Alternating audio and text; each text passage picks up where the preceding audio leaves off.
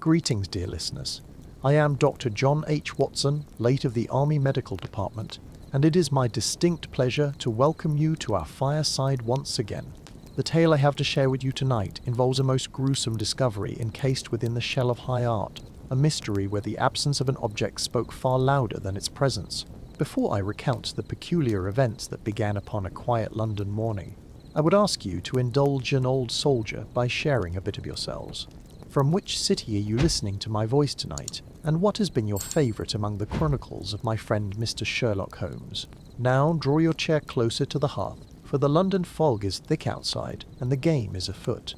It was a brisk Tuesday morning in late October. The air within our sitting room at Baker Street was thick with the lingering acrid scent of the black shag tobacco Holmes had consumed during a restless night of chemical experiments. I sat by the eastern window, taking advantage of the pale sunlight that managed to pierce the soot-laden sky, deeply engrossed in a recent issue of the British Medical Journal. The article concerned a novel method for treating severe contusions caused by blunt force trauma, a subject of immense practical interest given the perilous nature of our frequent excursions into the darker corners of the metropolis. As I read the detailed surgical notes, my mind drifted briefly to the battlefields of Afghanistan, where such traumatic injuries were a grim daily reality. My friend, meanwhile, was folded into his armchair like a sleeping heron, his long pale fingers steepled beneath his chin, his eyes half closed in that state of vibrant torpor that always preceded a flurry of intense activity. He had been without a case for 3 days, and the lack of mental stimulation was beginning to manifest in a dangerous restlessness. The only sounds in our quarters were the soft rustle of my turning pages, the steady tick of the mantel clock, and the occasional rattle of a hansom cab passing upon the cobblestones below. It was an atmosphere of profound domestic tranquility, precisely the sort of fragile peace that inevitably invites sudden disruption. The disruption came not with a polite knock upon the street door, but with the frantic clatter of heavy boots charging up the 17 steps to our floor, followed immediately by Mrs. Hudson protesting in a shrill, breathless voice. The door to our sitting room was thrown wide, striking the flocked wallpaper with a dull thud that made the gas fixtures rattle. A man stood on the threshold, clutching a large dark object to his chest, as though it were an infant he was shielding from a storm. He was a man of middling years, quite clearly a shopkeeper of some description, judging by the worn elbows of his heavy tweed coat and the faded ink stains upon his frayed linen cuffs. His face was entirely devoid of colour, bearing the distinct greyish pallor of a man on the very verge of syncope. He was breathing in rapid, shallow gasps, his chest heaving against the object he held, and his knees trembled so violently that I instinctively rose from my chair, preparing to catch him should his legs give way completely. Holmes did not open his eyes, nor did he alter his steepled posture. He merely murmured in a flat, uninflected tone that the man ought to sit down upon the sofa before he did himself a permanent mischief, and that Mrs. Hudson might kindly fetch a restorative glass of brandy from the sideboard. The stranger staggered forward, collapsing heavily into the plush cushions of our sofa. He set the large, heavy object across his lap, his fingers gripping the handle with white-knuckled desperation. It was a violin case, exceptionally crafted from dark, polished mahogany and bound with heavy brass fittings that gleamed with the unmistakable patina of great age and considerable value. The man accepted the brandy from our landlady with a violently trembling hand, spilling several amber drops upon his waistcoat before swallowing the spirit in a single desperate gulp. The alcohol brought a faint flush back to his ashen cheeks, and he finally found his voice. He introduced himself as Josiah Vance, a pawnbroker managing a modest establishment in the bustling vicinity of Covent Garden. Early that morning, just as he was sweeping his stoop, a ragged street urchin had brought the heavy case into his shop, claiming to have found it abandoned beneath a cart in a foul-smelling alleyway near the vegetable market. Recognizing the exceptional quality of the mahogany and the craftsmanship of the brass hinges, Vance had given the boy a silver shilling and immediately dispatched a message to Scotland Yard. A Stradivarius of immense value had been reported stolen from a visiting Italian virtuoso just 2 days prior, an event that had dominated the morning papers. Inspector Lestrade of the Yard had visited the pawnshop within the hour, glanced at the exterior of the case, and smugly declared it the tragic culmination of a common, albeit violent, robbery. The inspector reasoned that the thief had assaulted the foreign musician, discarded the heavy, identifiable wooden case in the alleyway, and absconded with the naked instrument to fence it upon the continent. Vance unfastened the brass latches with shaking fingers. The sharp metallic clicks seemed disproportionately loud in the quiet tension of our sitting room. He threw open the heavy wooden lid. I stepped forward from my place by the window, my medical instincts immediately drawn to the macabre sight contained within. The interior of the case was lined with a plush, deep emerald velvet, carefully moulded to the precise, elegant contours of a masterwork violin. However, the space where the instrument should have rested in safety was entirely empty. Instead, the rich green fabric was heavily and horrifyingly saturated with blood. The stain was massive, a dark, congealed pool that had soaked deep into the velvet lining, drying to a crusty, blackened hue at its raised edges. The distinct coppery odor of human blood, raw, metallic, and unmistakable, wafted upward from the open box, cutting sharply through the stale smell of Holmes' tobacco smoke. As an army physician who had seen more than his share of mortal wounds, I could read the physical reality of the horrific stain immediately. This was not the result of a passing scrape, a bloody nose, or a minor laceration sustained during a scuffle. The sheer volume of fluid required to saturate the dense padding to such a profound degree indicated a catastrophic arterial severance. A human being had bled out directly into this velvet-lined cavity. Holmes finally opened his eyes. He unfolded his long, angular frame from the armchair and glided across the Turkish rug with the silent, fluid grace of a predatory cat sensing a wounded prey.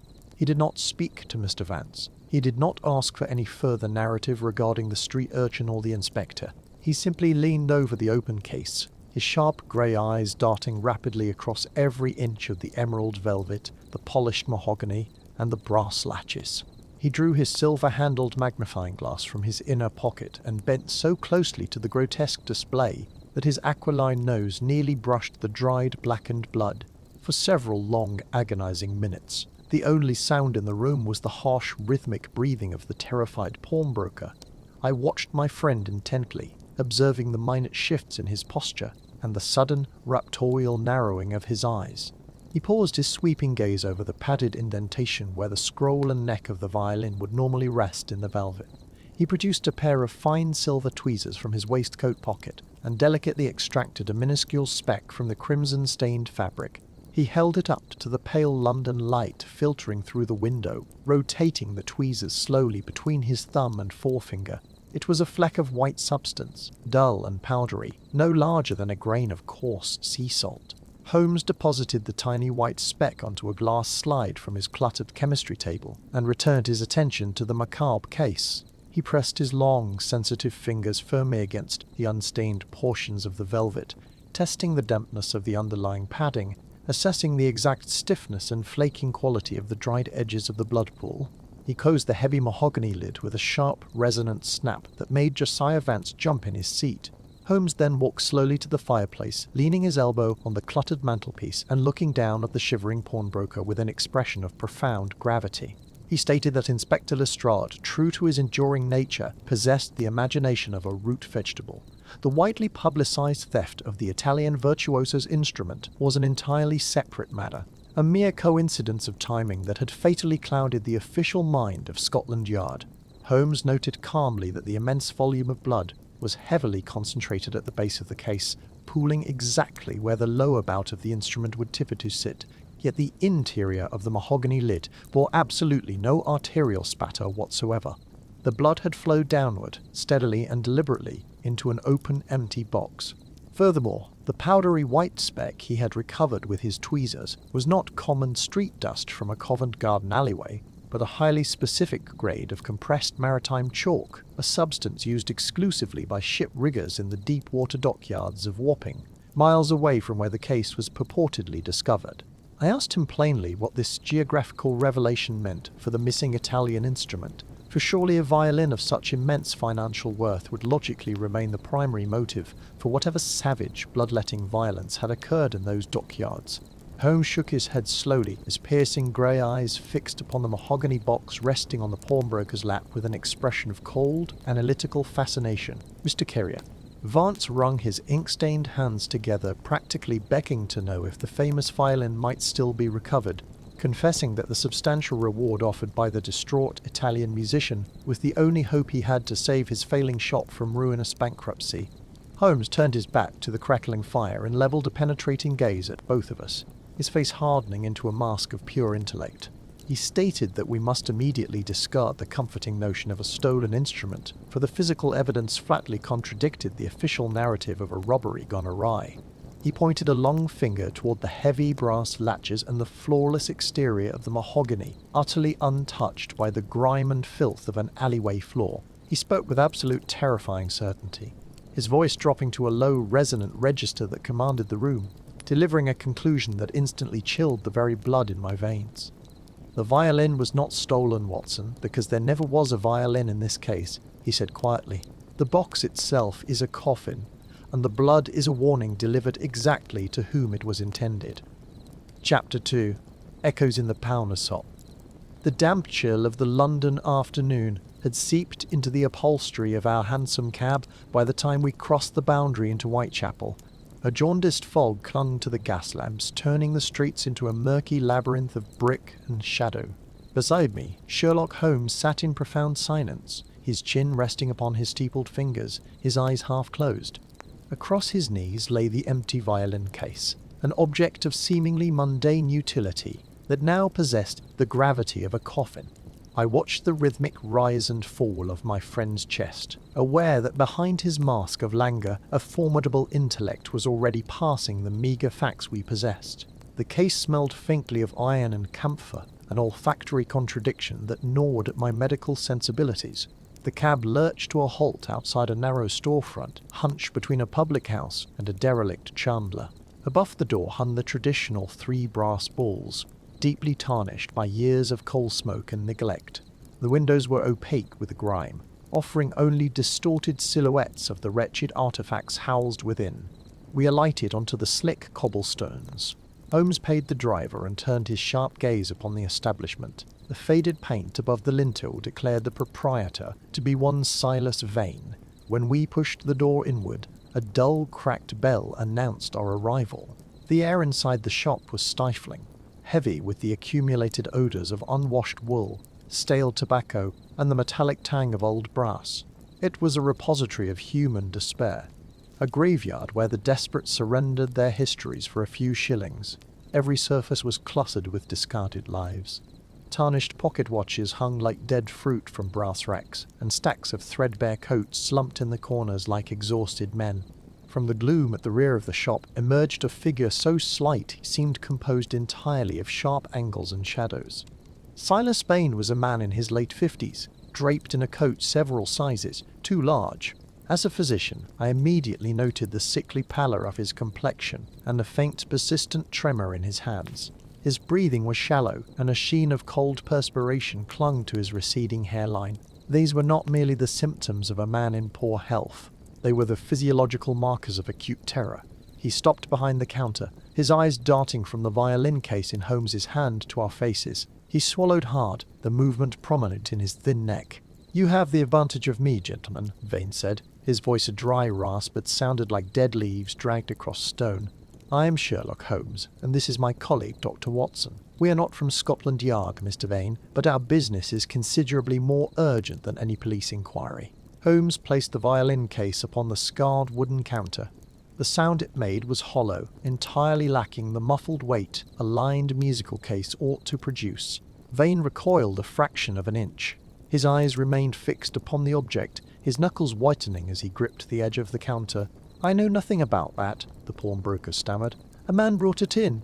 I gave him 3 shillings. That is the entirety of my involvement." Holmes did not immediately reply. He leaned forward, his aquiline profile sharp against the meagre light filtering through the dirty window. He reached out and lightly brushed the lapel of Vane's coat. "You are lying," Holmes said. His tone was perfectly level, devoid of malice, but entirely unyielding. "You recognized the case before I even set it upon the counter. Your pulse is racing so violently, I can see the beat in your carotid artery from 3 feet away. Furthermore, you have not looked at the ticket still attached to the handle. Yet you quote the exact sum you paid for it. You know exactly what this is, and you are terrified of the man who left it here."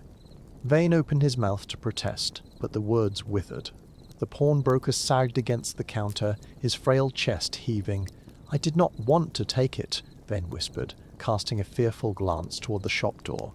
"But he insisted. He said he would return for it in 3 days. He said if I parted with it before then, he would know." "Show me where you kept it," Holmes commanded. The pawnbroker hesitated, then turned and led us to a high shelf nestled in the darkest corner of the shop, hidden behind a suspended row of moth-eaten military tunics. The shelf was empty, but the thick layer of dust upon the wood bore the unmistakable rectangular imprint of the violin case. Holmes produced his magnifying glass from his coat pocket and leaned close to the wooden plank. He did not touch the surface, merely hovering his face inches from the dust. I moved to stand beside him, observing the pattern. The dust was undisturbed around the edges of the rectangle, but within the boundary there were peculiar smudges and a faint scattering of a fine pale powder. "What do you see, Watson?" Holmes asked, his eyes never leaving the wood. I examined the powder. "It is not ordinary street dust," I said. "It has a slightly granular texture. In a violin case, one might expect to find rosin dust, the hardened sap string players use on their bows to create friction." "Excellent, Watson." Holmes straightened and pocketed his glass. "It is indeed rosin. But observe the colour. It is nearly white, a very light amber. Standard rosin used by amateur fiddlers is dark, often black or deep brown, and quite coarse. This pale, highly refined grade is expensive. It produces a smoother tone and less grit. It is the choice of a classical professional." He turned his attention back to the terrified pawnbroker. "The man who brought this to you. Describe him." "He was tall," Vane said, his voice trembling. "He wore a heavy black ulster coat, the collar turned up to his hat brim. I could not see his face clearly, but he smelled of damp earth and camphor, just like the case." "Did he carry an instrument?" I asked, recognizing the impossibility of a musician pawning his case while keeping the violin. "Unless he had another means to carry it." "No," Vane replied. "He brought only the empty case. He held it by the handle with his left hand. He kept his right hand deep in his coat pocket the entire time. I remember because the case seemed heavy to him. He dragged it onto the counter rather than lifting it cleanly." Holmes's eyes gleamed with the cold light of sudden understanding. He stepped back to the counter and opened the heavy pawn-shop ledger that lay closed upon a reading stand.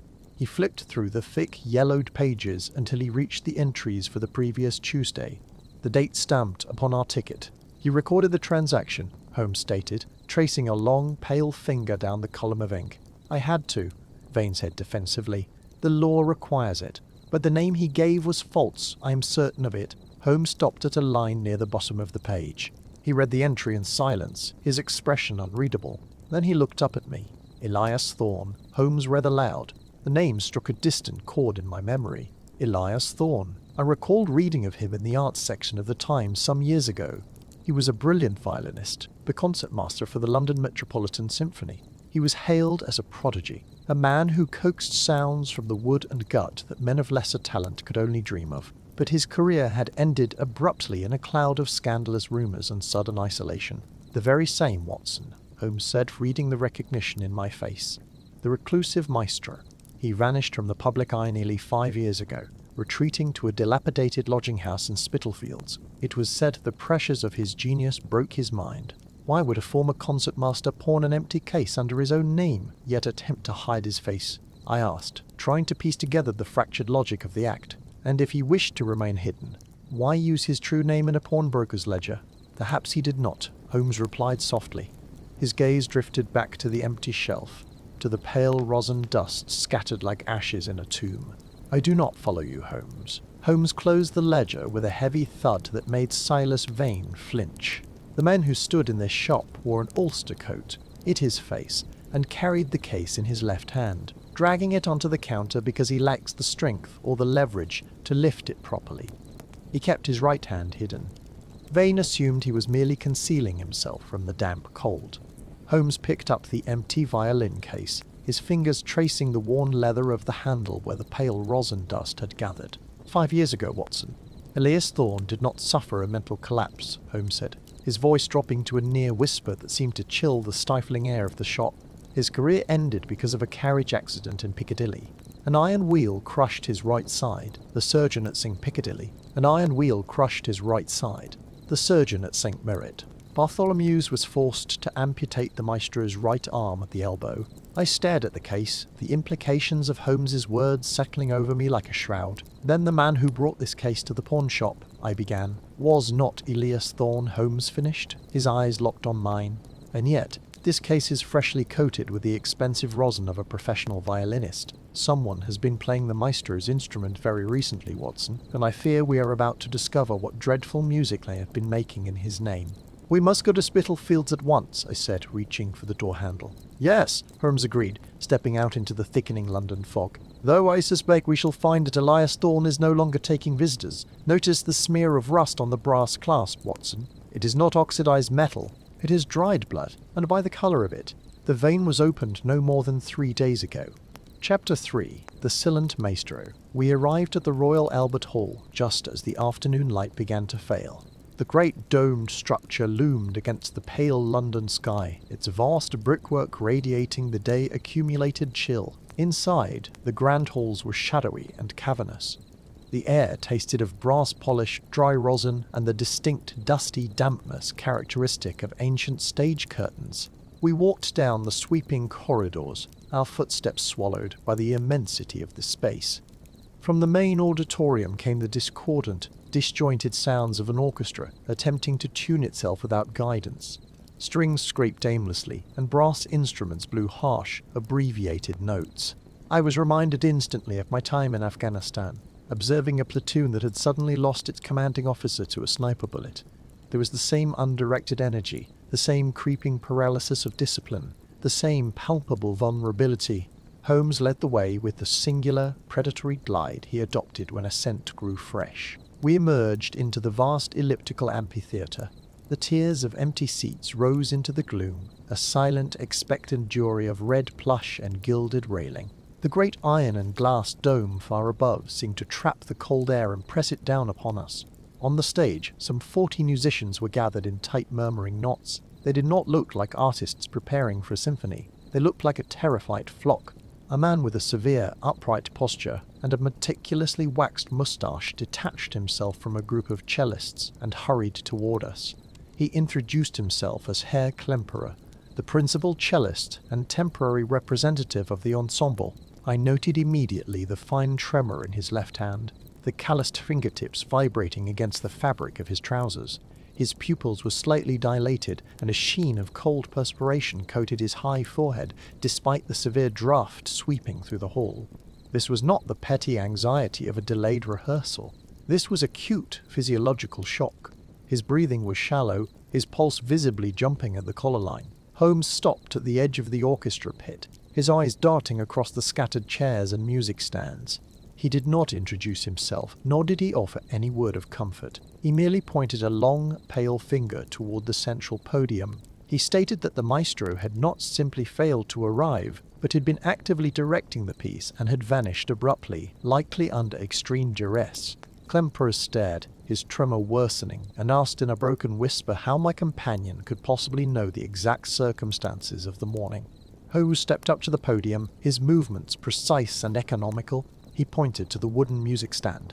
He observed that the conductor baton was not placed in its designated groove, but lay discarded across the open score, its tip pointing aggressively toward the stage right exit. He then gestured to an overturned glass of water near the foot of the stand.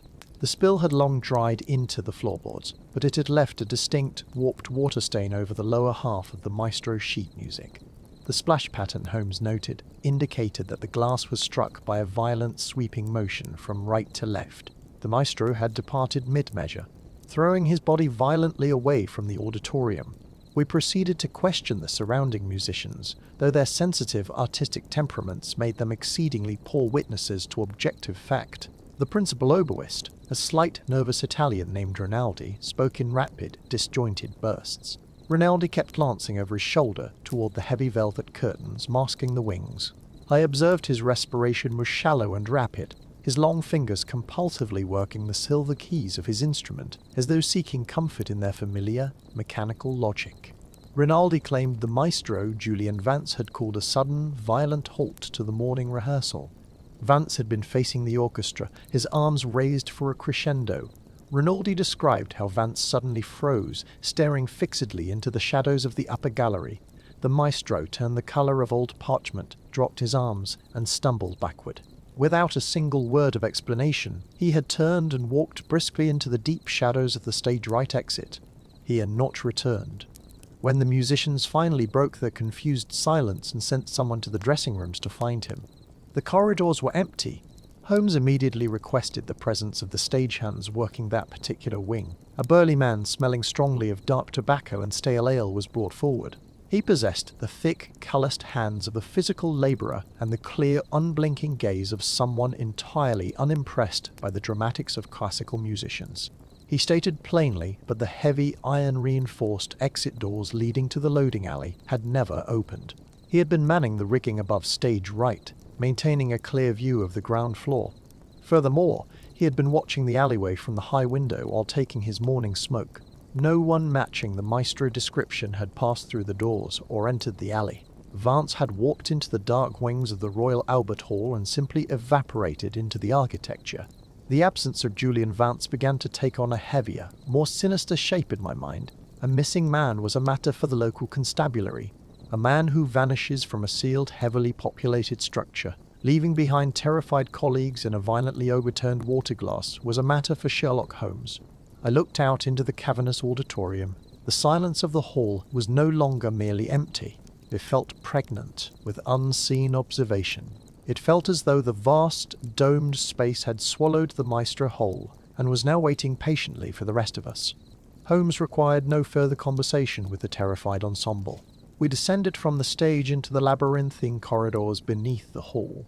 The air grew perceptibly colder here, the smell of dry rosin and brass replaced by the distinct, heavy chill of subterranean stone and damp brick. Gas lamps sputtered fitfully along the curved walls, casting long, wavering shadows that seemed to mock our progress. We located the wardrobe mistress in a small, crowded room filled with the suffocating odours of camphor, old velvet, and dried perspiration. She sat weeping into a linen handkerchief. She had known Vance for over a decade. She described him as a tyrant of perfection, a man completely consumed by his musical vision. She assured us vehemently that Vance would never abandon his orchestra lightly, and he would certainly never leave his prized ebony baton lying carelessly upon the floorboards. She kept rubbing her swollen eyes, her breath catching painfully in her throat. She leaned forward and whispered that the hall had changed in the past week. She claimed she had heard strange, atonal music echoing from the deep, unused cellars late at night.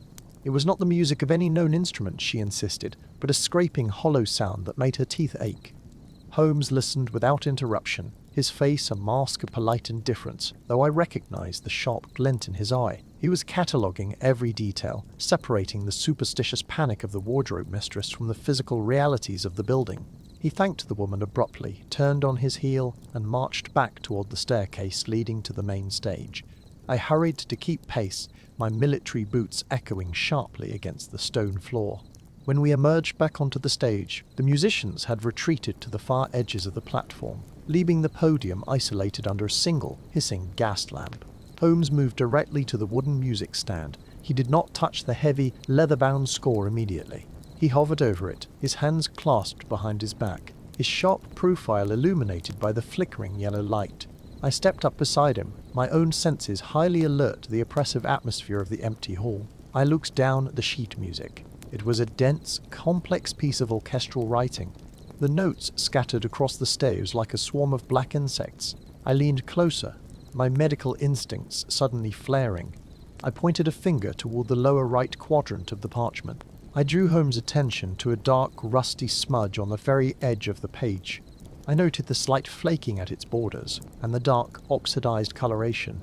I informed him that it was blood, dried for perhaps 3 or 4 hours, representing a mere brush of a contaminated surface against the paper. Holmes nodded once, validating my observation without taking his eyes from the stand. He produced his magnifying lens from his inner coat pocket and bent closer, examining the microscopic fibers of the paper where the blood had caught. He stated that the blood was not from a wound on the maestro's own hand, as there were no corresponding drops on the floorboards or the baton. He deduced that the blood had been transferred from something the maestro was holding, or perhaps from an object handed to him in that precise chaotic moment of his departure.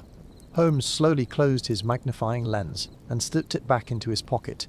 With agonizing deliberation, He placed his long fingers against the edge of the heavy leather-bound score and lifted it away from the wooden surface of the music stand.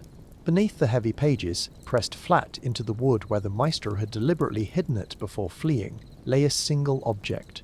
It was a long, slender wooden dowel, snapped cleanly and violently in two. The wood was old, heavily grained and coated in a fine dust of ancient rosin.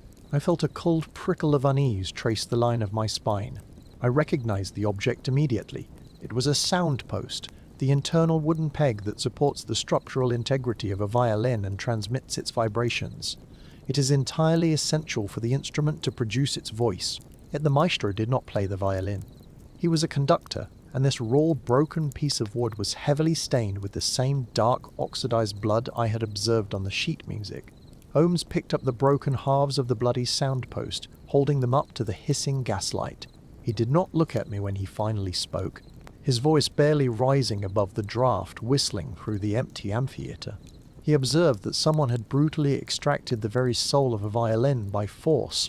He lowered the broken wood, his sharp eyes finally sweeping upward into the impenetrable blackness of the upper gallery, and quietly noted that the true mystery was not simply where the maestro had vanished, but whose voice had been violently silenced just before he fled. Chapter 4. The Rival's Discord.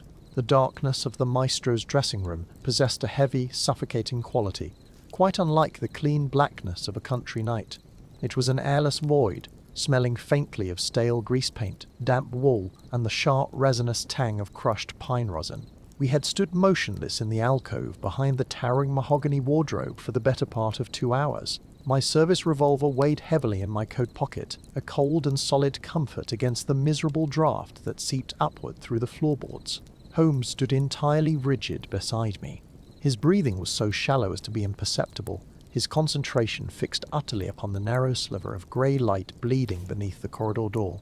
The distant clatter of a hansom cab upon the cobblestones of the street outside only served to deepen the profound silence within the empty theatre. I was beginning to feel the familiar dull ache in my left shoulder, a persistent remnant of the Afghan campaign, when the brass latch of the door gave a sudden, sharp click. A shadow detached itself from the gloom of the corridor and slipped into the room. The intruder moved with a frantic, uncoordinated energy, his breathing ragged and audible even from across the room. I could hear the faint rustle of stitch paper being handled, followed by the soft scrape of a boot against the floorboards, as the man turned to make a hasty exit. He had entirely failed to notice the 2 men waiting in the pitch blackness. I did not wait for an invitation. Years of military conditioning took precedence over the polite rules of engagement. I lunged forward from the alcove, closing the distance in 3 rapid strides. I caught the man by the collar of his overcoat, pivoting my weight to throw him off balance, and pinned him firmly against the solid wood of the doorframe. He let out a pathetic, stifled gasp.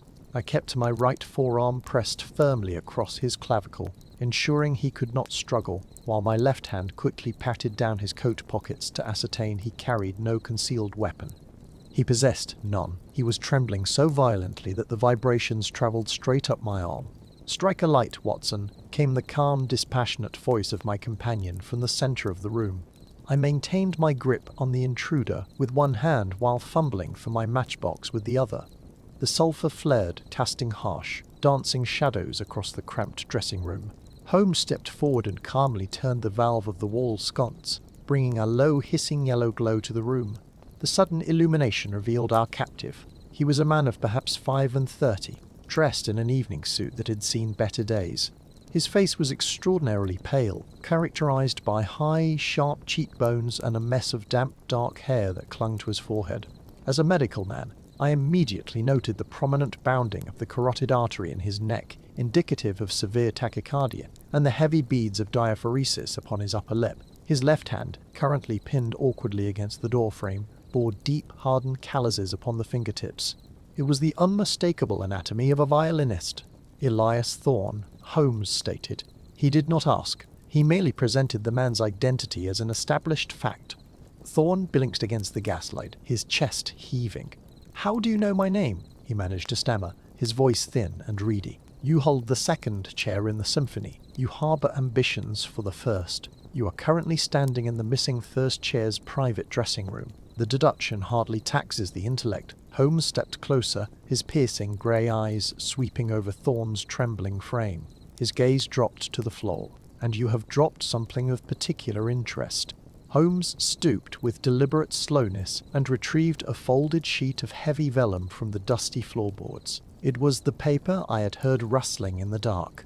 Thorne let out a strangled noise and made a desperate, futile lunge forward, but I tightened my grip on his collar, holding him fast against the doorframe. "Stand down, sir," I commanded quietly. "You will only do yourself an injury." Holmes unfolded the vellum and read it in silence. His expression did not alter by a fraction, but the absolute stillness of his posture told me that the document contained something of immense significance. He held the paper up to the gaslight, examining the grain, then lowered it and stared directly into Thorne's eyes. "A confession of despair," Holmes murmured. "The maestro writes that the burden of his genius has become too great, that he has chosen to vanish into the river rather than face another audience. A deeply moving sentiment." Thorne swallowed hard, his Adam's apple bobbing sharply. He said nothing. "There is a minor flaw in the tragedy," Holmes continued, his voice dropping to a low, icy register. "The ink is a cheap iron gall typical of a public post office, whereas the maestro exclusively favoured a private import of lampblack from Vienna. The penmanship attempts the maestro's flamboyant loops, but the pressure applied to the downstrokes is entirely wrong. The writer held his pen at a severe angle, ripping it with unnecessary force. A habit common to men who spend their days violently gripping the neck of a violin with their left hand, causing an imbalance of tension when they attempt delicate work with their right. Holmes stepped within inches of Thorne's face. "You wrote this, Mr. Thorne. You brought it here to leave upon the dressing table. Then your courage failed you, and you were attempting to sneak out with it when my colleague intervened." Thorne seemed to shrink within his oversized overcoat. The defiance drained from him, leaving only a hollow, bitter shell. He looked not at Holmes but at the empty space where the maestro's legendary violin case usually rested. "I wrote it," Thorne whispered. His voice was laced with a venomous hatred that sent a sudden chill down my spine. "I wrote every word, and the world would have believed it. They would have lapped it up. The tortured genius, consumed by his own unattainable standards." "You sought to explain his disappearance," I interjected, stepping slightly to the side to observe his face. "Or perhaps to ensure the public believed him dead, thereby cementing your own ascension to the role of concertmaster." Thorne let out a sudden, ugly laugh. It was a sound entirely devoid of mirth. "Concertmaster? You think this is merely about professional jealousy, Doctor? You do not understand what it is to sit in the shadow of a fraud. You do not understand what it is to dedicate your entire existence to an art, only to watch the public worship a hollow idol. He is missing. Mr. Thorne," Holmes said, his voice cutting through the violinist's rising hysteria like a straight razor. "He disappeared 3 nights ago, leaving his instrument behind. You possess a bitter hatred for the man. You possess a forged suicide note. The police will draw a very direct and very fatal line between these facts. They will say you disposed of him and forged the note to cover your tracks. I did not kill him," Thorne shrieked, struggling briefly against my hold before slumping in defeat. "I did not touch a hair on his arrogant head. I swear it to you. I only wrote the letter because I found his dressing room empty and saw my opportunity. I wanted his legacy ruined. I wanted his legacy ruined. I wanted them to think he was a coward who broke under the pressure. I wanted them to pity him, not revere him. A dangerous game to play with a missing man's life," I noted severely. Thorne turned his bloodshot eyes toward me. "He is not missing, Doctor. He is hiding. He is hiding. He is hiding because the charade could no longer be maintained. I did not have to kill him to destroy his career. Time and nature had already done the work for me." "What work?" Holmes demanded. Thorne smiled, a twisted, wretched expression that contorted his pale features. "The man you call a maestro, the man the critics claim possesses the ear of an angel. He is stone deaf." The silence that followed this pronouncement was absolute. The dressing room seemed to grow entirely still, the very air suspended in disbelief.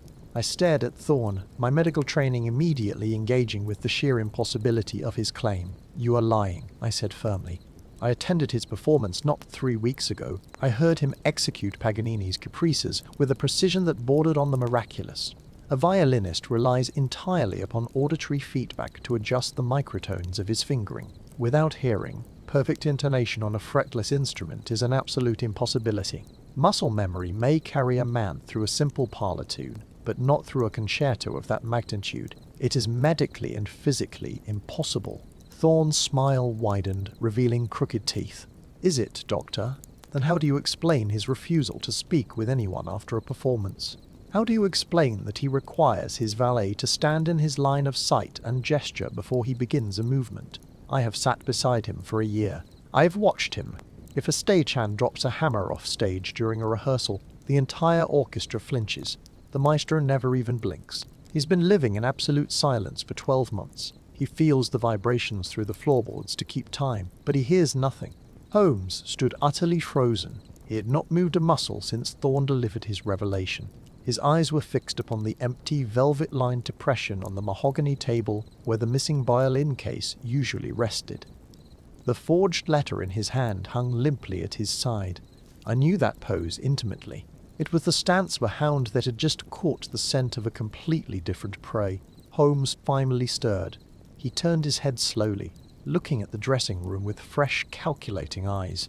The implications of the rival's statement were rapidly unfolding in his brilliant mind, rearranging the scattered pieces of the puzzle into a terrifying new configuration.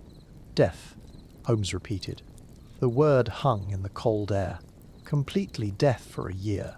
It is the truth, Thorne whispered. I swear it. Holmes ignored him. He walked slowly toward the empty dressing table, his long fingers lightly tracing the dust that outlined the missing instrument case. He spoke softly, almost to himself, though the acoustics of the small room carried every syllable to my ears. If the maestro has been entirely deaf for a year, as you say, and as the doctor insists true musical precision is impossible under such conditions. Holmes paused, turning slowly to face us. The shadows of the gaslight deepened the sharp hollows of his face, giving him the aspect of a skull. Then who, Watson, was playing the violin in the dark? Chapter 5. The Deafening Secret. The Evening Secret. The air inside the private dressing room of the Royal Albert Hall was stagnant. It hung heavy with the smell of old wool, stale rosin, and the sharp, metallic bite of coal dust that filtered continuously through the London fog. I stood near the heavy velvet curtains that masked the stage door, my leather medical bag resting heavily against my leg. Outside in the vast auditorium, the bewildered murmurs of the abruptly cancelled performance had finally faded. They were replaced by the heavy, measured tread of Scotland Yard constables securing the exits and cordoning the stalls. Inside this cramped, windowless chamber, the silence was absolute. Holmes stood motionless in the centre of the room. His shoulders were drawn high, his sharp profile cast in stark relief by the sputtering yellow flame of a single gas lamp fixed above the vanity mirror. He had not spoken for several minutes. His grey eyes darted across the shadows, registering every discarded item, every absence, every silent testimony of the space the dead maestro had occupied only an hour before. I approached the dressing table, mindful not to disturb the dust that settled over the surface. The table was a chaotic arrangement of theatrical necessity and personal vanity. A tortoiseshell comb rested beside a crushed tin of imported moustache wax. A silk cravat, pristine and expertly folded, lay waiting for a neck it would never adorn. Yet my medical curiosity was immediately drawn to a cluster of small amber glass vials pushed toward the back of the table, half hidden behind the heavy wooden frame of the mirror. I unstoppered the largest vial and brought it carefully to my nose. A pungent, intensely bitter odour flooded my senses. It was a specific, highly caustic preparation of oil, of almonds laced with a heavily concentrated belladonna tincture. Beside the vial sat a heavy silver instrument that a layman might easily mistake for an ink dropper or a specialized fountain pen. I picked it up, noting the blunt, curved nozzle on the heavy, spring-loaded plunger. A thin coat of pale yellow fluid clung to the glass barrel. Oral irrigation, I said, keeping my voice low in the hollow room. Holmes did not immediately turn. His attention remained fixed on the floorboards near the heavy oak wardrobe that dominated the eastern wall. He was listening to the subtle creaks of the theatre settling around us. When he finally spoke, his voice was tight and clipped. "Elaborate, Watson." I pointed to the vial and the syringe, though his back was still turned. "This is a remarkably aggressive medical regimen. The tincture is highly caustic, designed specifically to dissolve severe calcification within the ear canal. The syringe is heavily worn around the finger grips, indicating daily, perhaps hourly use. Furthermore, look at the heavy silver walking stick leaning against the vanity chair. I lifted the cane and turned it over to examine the ferrule. The brass tip is worn entirely unevenly, shaved down to the wood on the left side. The maestro was not merely suffering from a passing ailment or a seasonal earache. He was losing his equilibrium. Given the strength of this chemical solution, the advanced wear on the applicator, and his obvious reliance on the cane to remain upright, he was battling profound otosclerosis, a complete hardening of the bones in the middle ear. Holmes turned slowly, crossing the room in 2 long strides. He took the amber vial from my hand and held it up to the sputtering gaslight, watching the thick liquid coat the glass. He was going deaf, Holmes said. I shook my head, feeling a profound wave of pity mixed with sheer bewilderment. Not going deaf, he was entirely deaf. A man requiring a chemical regimen of this magnitude, suffering from such advanced degradation of the inner ear, would struggle to hear a heavy pistol fired in this very room. He lived in a world of absolute, impenetrable silence. Holmes set the vial down. The glass struck the wood with a sharp clink that seemed to echo infinitely off the bare plaster walls. If he could not hear, he could not have been performing. The conclusion was devastating in its absolute simplicity. It hung in the cold air, completely reorienting the nature of everything we had assumed since Scotland Yard first summoned us to the theatre. I thought of the thousands of wealthy patrons who had filled the hall tonight. I thought of the sold-out theatres across Vienna, Paris and Rome, the rapturous reviews in the morning papers, the weeping crowds throwing roses onto the stage. A fraud, I murmured, feeling a sudden deep chill creep beneath my heavy overcoat. An astronomical, perfectly orchestrated theatrical fraud. The man standing on the stage under the limelight was merely pantomiming the frantic motions of a virtuoso. The true music must have been supplied from the dark orchestra pit, or perhaps by a brilliant unseen understudy hidden deep in the wings. But why endure such a massive risk? Why parade a completely deaf man across the continent, charging exorbitant fees, risking total ruin if a single patron noticed his bow was not striking the strings? Holmes did not answer my questions. He had abandoned the dressing table and returned to the heavy oak wardrobe. Tension in any investigation is often dictated not by what is present, but by what is missing. The maestro was a fraud, meaning his connection to the music was entirely irrelevant. He was valued for something else entirely: his prestige, his access, his untouchable luggage. Holmes began pacing the floorboards parallel to the wardrobe. He walked heel to toe, measuring the distance with his stride. He stopped at the wall, then walked back toward the corridor door. The geometry is wrong, Watson. The exterior corridor wall is a full 6 feet from the interior plaster. Yet this wardrobe is recessed only 4 feet deep into the masonry. We are missing 2 feet of space. He dropped to one knee, pressing his ear against the wooden floorboards directly beneath the wardrobe doors. He tapped lightly against the wood with his knuckles. A dull, flat thud returned to us. He shifted his position, moving closer to the shadowy seam where the massive piece of furniture met the damp plaster wall. He tapped again. This time, the sound was distinctly hollow, resonating with a faint metallic echo that seemed to travel downward into the earth. Feel this, Watson. I knelt beside him and pressed my bare hand against the baseboard. A steady, freezing draught of air was seeping from the dark crevice beneath the wood. The temperature difference was stark against my skin, carrying the unmistakable damp chill of the subterranean cellars and the faint smell of machine oil. Holmes withdrew a long, narrow pocket knife from his waistcoat. He wedged the steel blade into a barely visible groove running along the side panel of the wardrobe, just above the floorboard. With a sharp, violent twist of his wrist, a hidden catch released deep within the woodwork. A heavy iron click broke the silence, and the entire side panel of the wardrobe swung outward on perfectly oiled silent brass hinges. A dark, narrow cavity was revealed, completely hidden from the casual observer, set deep into the thick masonry of the theatre itself. I struck a wax vesta and held the small flame forward into the darkness. Inside the hidden recess sat 3 identical violin cases. They were magnificent, imposing objects.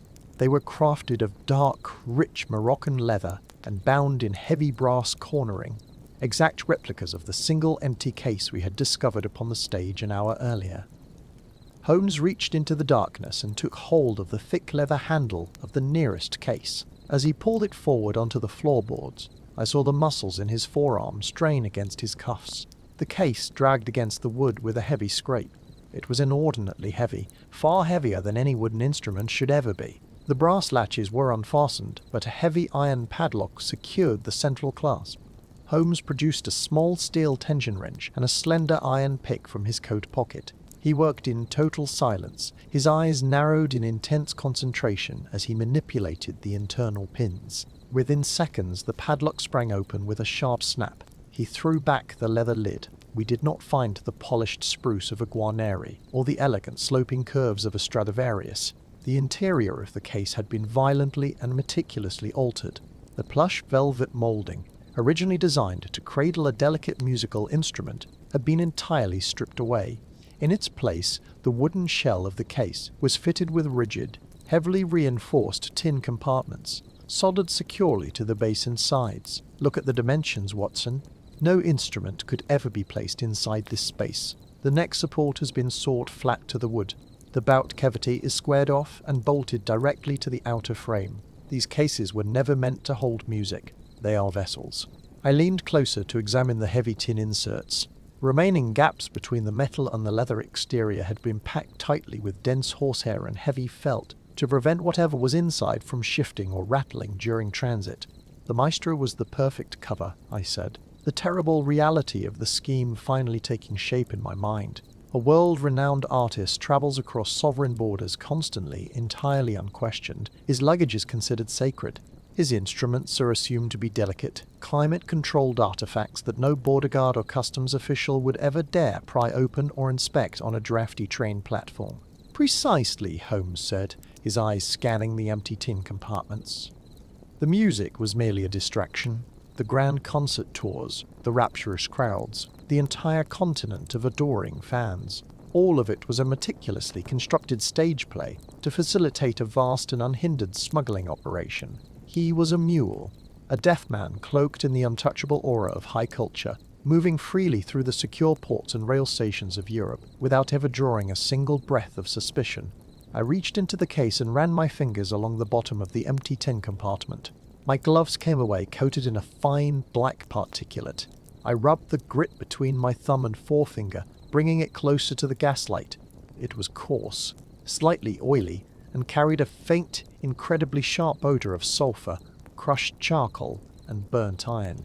It was not mere dust from the road. It was chemical residue.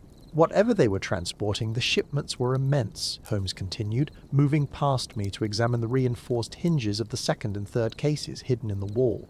The sheer weight capacity of these modified shells suggests a cargo of incredible density. Gold bullion, perhaps, or uncut industrial stones stolen from the colonial mines. But Holmes suddenly stopped speaking. He had wrenched open the third case and was staring intently at the interior. This case, unlike the others, was not entirely empty. Wedged tightly into the bottom corner of the tin compartment, trapped beneath a poorly soldered seam, was a small torn scrap of heavy wax shipping paper. Holmes extracted it delicately with his silver tweezers and held it up beneath the sputtering gas lamp. It was a partial shipping manifest, heavily stamped with a thick crimson wax seal. The seal was unbroken on the fragment, bearing the unmistakable, menacing double-headed eagle of the Russian Imperial Armory. Holmes slowly lowered the paper, his face suddenly turning pale in the flickering light. He looked at the black sulfur grit on my gloves, and then back to the crimson seal. "They are not smuggling wealth, Watson," he said, his voice dropping to a barely audible whisper. "They are moving something far less forgiving." Chapter 6. Resson and Why. The midnight clock of St. Paul's had long since struck when our hansom cab finally abandoned us at the desolate edge of Wapping High Street.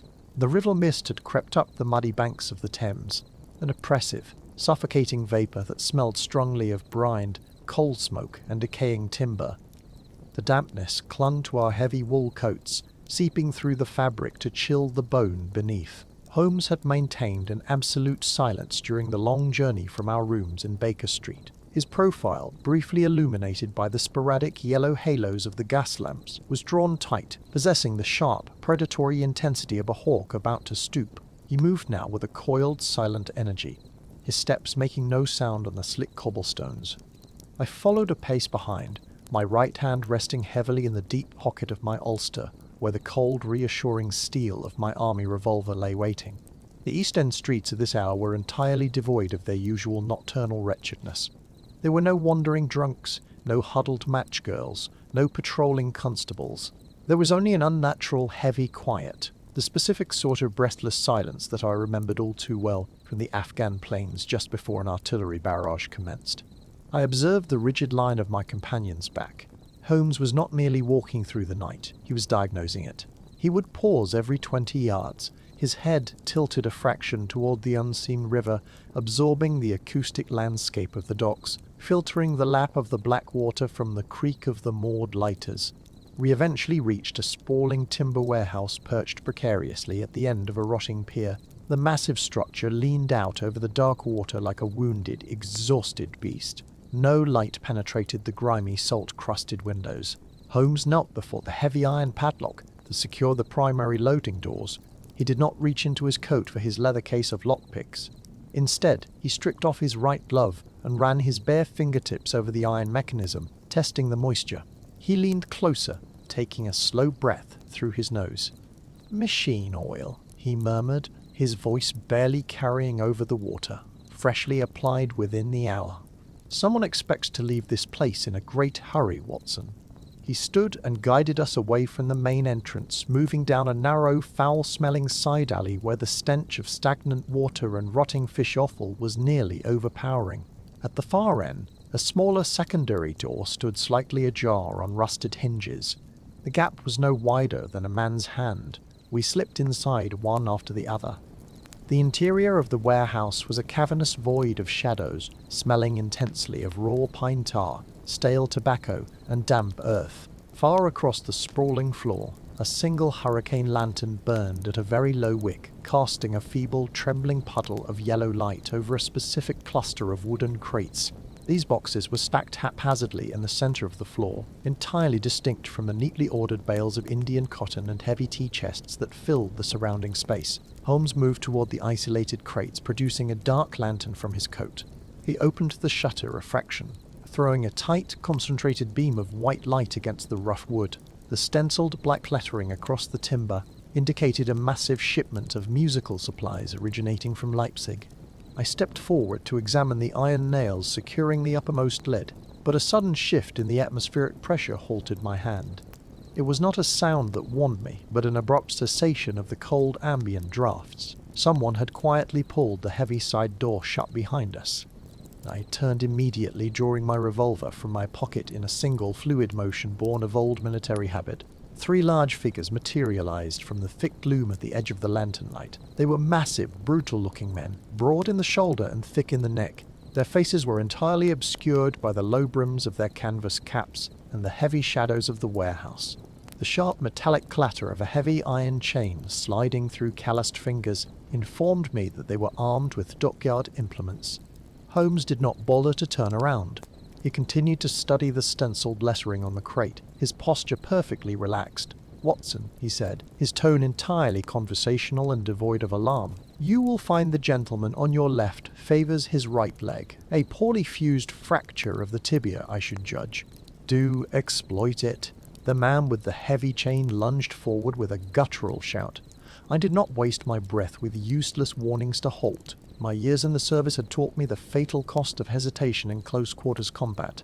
I dropped quickly to one knee, allowing the swinging iron links to slice through the empty air above my head, and drove the heavy steel barrel of my revolver upward into the man's exposed ribcage. The physical impact produced a sickening, dull snap. The man fell away instantly, gasping for breath, both hands clutching his side as his lungs struggled against the trauma. The second assailant, suddenly realizing I possessed a firearm, hesitated in his advance. That single second of hesitation allowed Holmes to act. My friend pivoted sharply on his heel, his heavy, lead-loaded walking stick lashing out with terrifying speed and precision. It struck the second man's thick wrist, shattering the carpal bones upon impact. The man howled in agony, dropping a massive iron stevedore hook onto the floorboards. The third attacker, the man with the irregular gait, took one look at his fallen comrades, turned, and bolted toward the main doors. His uneven, desperate footsteps echoed loudly in the cavernous space until he threw open a loading hatch and vanished into the night. "Let him run," Holmes commanded, stepping calmly over the groaning man at his feet to retrieve the fallen iron hook. "The river police will collect these two from the London hospital tomorrow. We have less than 10 minutes before their employer realizes this crude ambush has failed." I knelt briefly to check the pulse of the man I had struck. His heartbeat was rapid and thready from the shock, and his breathing was shallow, but he would survive the night. I quickly secured his thick wrists behind his back, using his own leather belt. When I finally returned to the center of the room, Holmes had already used the heavy iron dock hook to pry the nailed lid off the uppermost shipping crate. I raised my dark lantern, directing the beam into the interior of the box. My expectations were entirely subverted by what I saw. Instead of the illicit repeating rifles, rare stolen antiquities or smuggled bullion I had anticipated, the crate was packed densely with neat rows of shallow wooden trays. Resting securely in these velvet-lined trays were hundreds of small rectangular blocks of an amber-colored material. They caught the lantern light beautifully, glowing with a warm, translucent depth. "Violin rosin," I said, reaching out to pick up one of the blocks. The surface was incredibly smooth, slightly tacky against the skin of my thumb, and it gave off a faint, pleasant aroma of purified pine resin and melted beeswax. "It appears to be a perfectly ordinary, rather mundane consignment of musical supplies, Holmes. Is it possible we have followed the wrong scent from the continent?" Holmes did not answer me. He picked up one of the amber blocks and held it close to his eyes, turning it slowly in the light. His sustained silence indicated that his mind was racing through a complex sequence of deductions, systematically discarding the impossible to isolate the improbable truth. He weighed the block carefully in his right hand, tossing it lightly into the air and catching it, before passing it over to me. "Watson," he said quietly, "what is the specific gravity of standard pine rosin?" I searched my memory for the rudimentary chemistry lectures of my university days.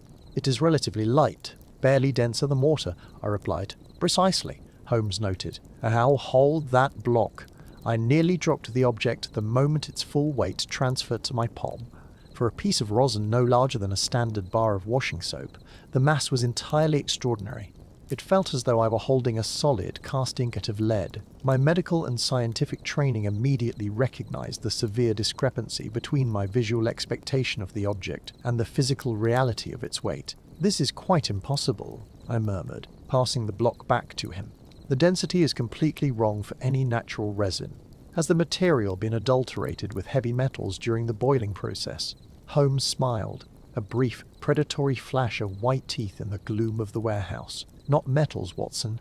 Carbon." He placed the heavy amber block on the solid timber floorboards at our feet. Raising his walking stick, he brought the heavy silver ferrule down in a sharp, incredibly concentrated strike against the center of the block.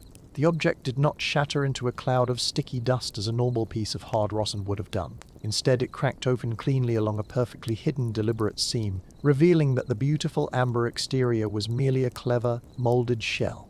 The entire interior of the block had been hollowed out, nestled securely within the dark cavity. Wrapped tightly in a scrap of black jeweler's velvet was a cluster of stones. I crouched down on the damp floor and used my pocket knife to pull back the dark fabric. Even in the weak, trembling light of the warehouse lanterns, the contents threw off a blinding, fractured brilliance that seemed to cut through the shadows. They were diamonds. There were dozens of them packed into the small space.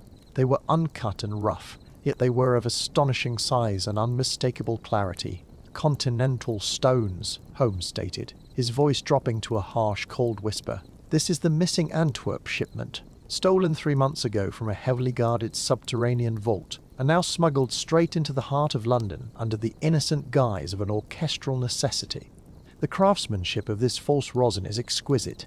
It requires a master mouldsman to cast the shells, a skilled chemist to match the colour and scent, and a distributor with impeccable, unquestionable musical connections." I stared down at the glittering fortune resting casually in the broken shards of pine resin. The sheer ingenuity of the criminal enterprise was chilling to contemplate. They could ship thousands of these innocent-looking crates through the London docks without ever arousing the slightest suspicion from the port customs officers. "It is a flawless smuggling method," I observed.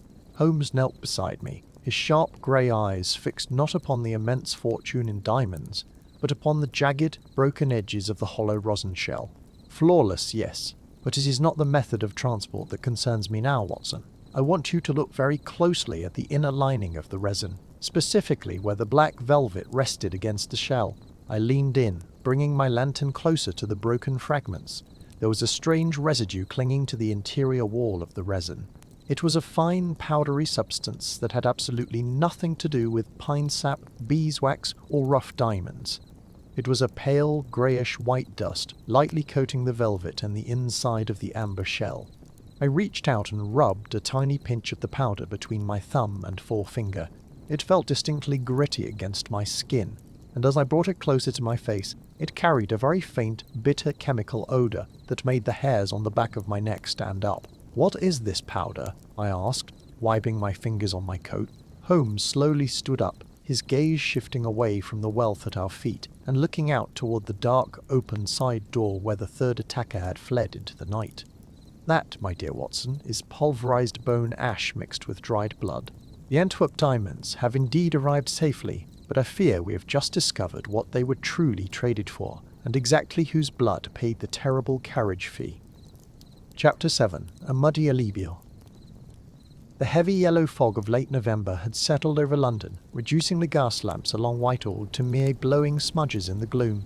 I sat shivering in the confines of our hansom cab, drawing my ulster tightly around my shoulders against a dampness that seemed to penetrate straight to the bone.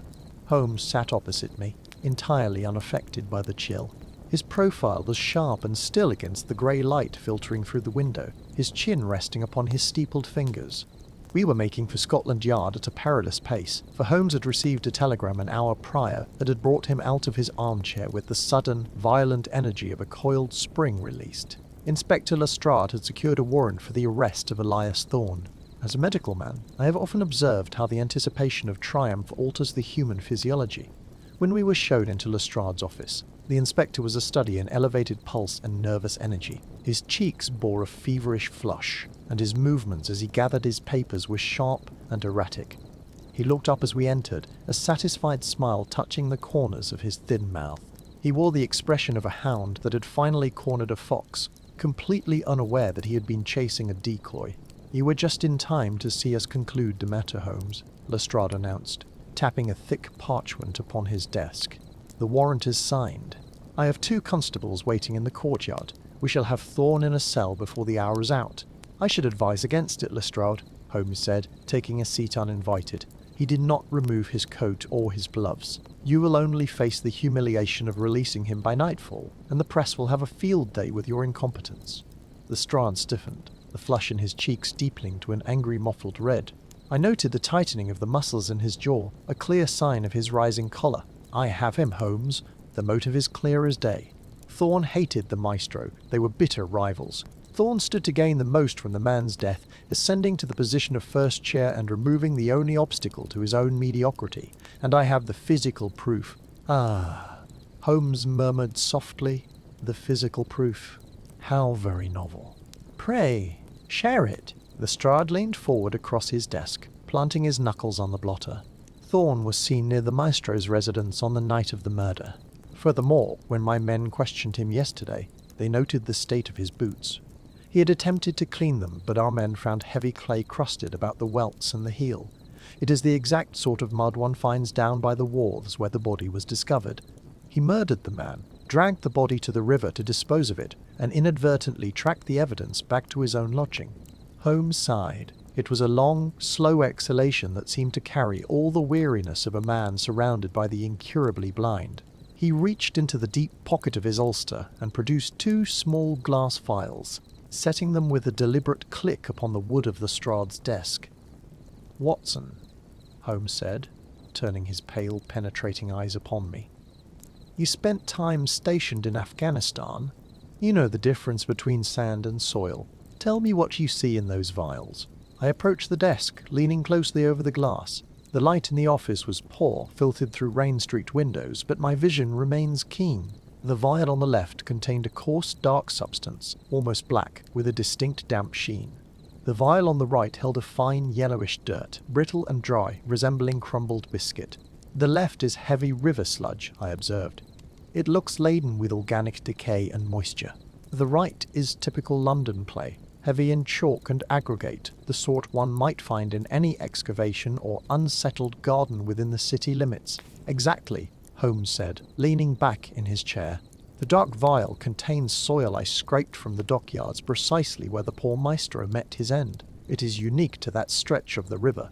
It contains high traces of coal dust from the nearby barges, riverweed, and a specific brine common to that tidal marsh. It emits an unmistakable odour of sulphur and rotting timber. Holmes gestured to the second vial. The yellow clay is the sample I took the liberty of collecting from the scraper outside Elias Thorne's doorway. It is the exact earth that crusts his boots. Notice the complete absence of coal dust. Notice the lack of river debris. Lestrade frowned, his eyes darting between the vials. Mud is mud, Holmes. He could have walked through a puddle on his way back from the river. Holmes brought his hands together sharply. Mud is never just mud, Lestrade. The earth beneath our feet is a perfect topographical map of our perambulations. Thorne's boots are covered in yellow clay because he was standing in the flower bed beneath the maestro's study window. The silence that followed was absolute. I could hear the distant clatter of a carriage outside on the wet cobblestones and the ticking of the wall clock. Lestrade sank slowly into his leather chair, the triumph bleeding from his posture, leaving him looking suddenly deflated and small. "The flower bed?" Lestrade repeated, his voice devoid of its former certainty. Thorne was indeed at the maestro's house on the night in question, Holmes continued, his tone devoid of triumph, merely laying out facts as one might arrange surgical instruments on a tray. He stood in the damp earth beneath the window for the better part of an hour, watching. When the maestro departed, carrying that empty violin case, Thorne broke in through the conservatory. He did not go to commit murder. He went to steal. To steal what? I asked. The man's valuables were untouched.